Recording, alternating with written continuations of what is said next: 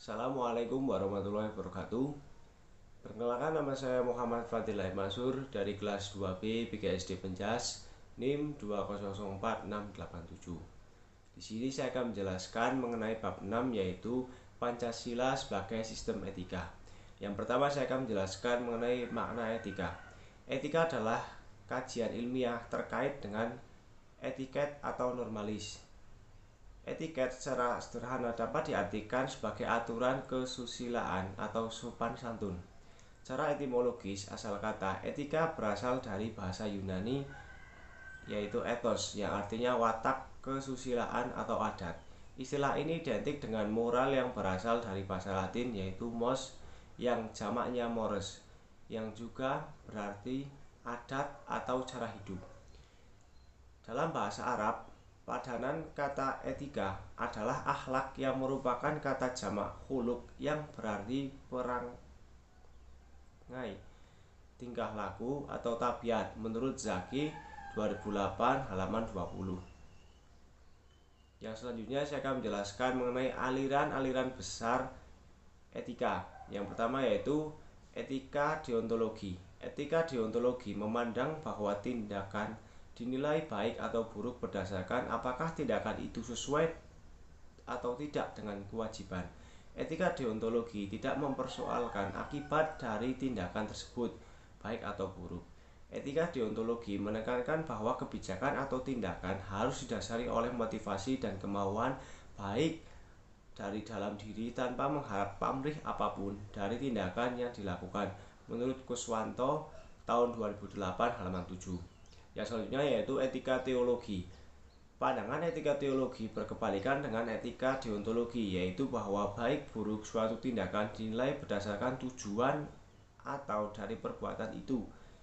Etika teologi membantu kesulitan etika deontologi ketika menjawab apabila dihadapkan pada situasi konkret, ketika dihadapkan pada dua atau lebih kewajiban yang bertentangan satu dengan yang lain. Jadi antara etika deontologi dan etika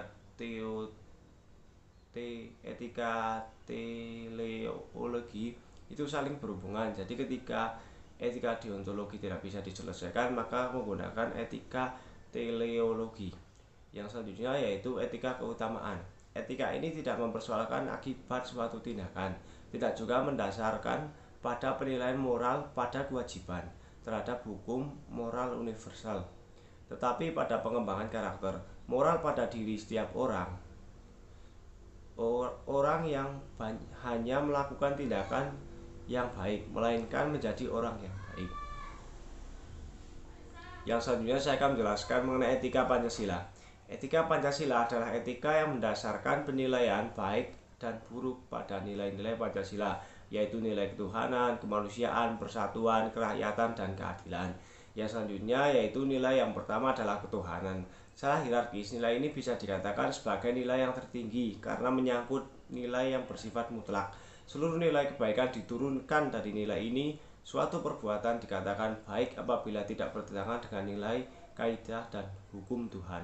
Yang selanjutnya yaitu nilai yang kedua, yaitu nilai kemanusiaan. Suatu perbuatan dikatakan baik apabila sesuai dengan nilai-nilai kemanusiaan. Prinsip pokok dalam nilai kemanusiaan Pancasila adalah keadilan dan keadaban. Keadilan mensyaratkan keseimbangan antara lahir dan batin, jasmani dan rohani, individu dan sosial, makhluk bebas mandiri yang makhluk Tuhan yang terikat hukum-hukum Tuhan. Yang selanjutnya yaitu nilai yang ketiga, yaitu persatuan. Suatu perbuatan dikatakan baik apabila dapat memperkuat persatuan dan kesatuan. Yang keempat yaitu nilai kerakyatan.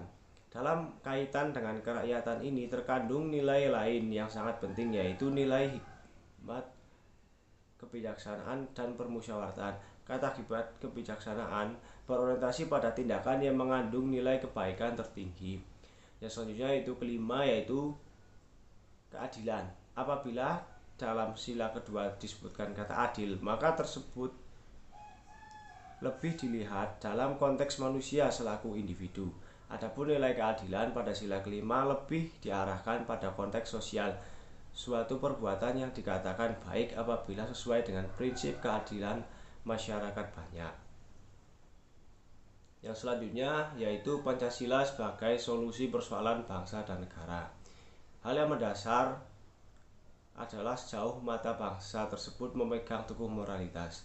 Moralitas memberikan dasar, warna sekaligus penentu tindakan suatu bangsa. Moralitas dapat dibedakan menjadi 3. Yang pertama yaitu moralitas individu, yang kedua moralitas sosial, yang selanjutnya yaitu moralitas mondial. Moralitas yang pertama yaitu moralitas individu. Moralitas individu merupakan kesadaran tentang prinsip baik yang bersifat kedalam, tertanam dalam diri manusia yang akan mempengaruhi cara berpikir dan bertindak.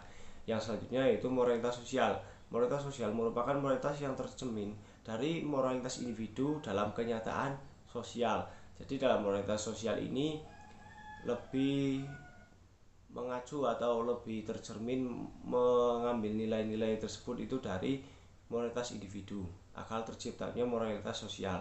Yang selanjutnya yaitu moralitas mondial. Moralitas mondial adalah moralitas yang bersifat universal yang berlaku dimanapun dan kapanpun. Moralitas yang terkait dengan keadilan, kemanusiaan, kemerdekaan, dan sebagainya. Mungkin itu saja yang dapat saya sampaikan, kurang lebihnya mohon maaf. Wassalamualaikum warahmatullahi wabarakatuh.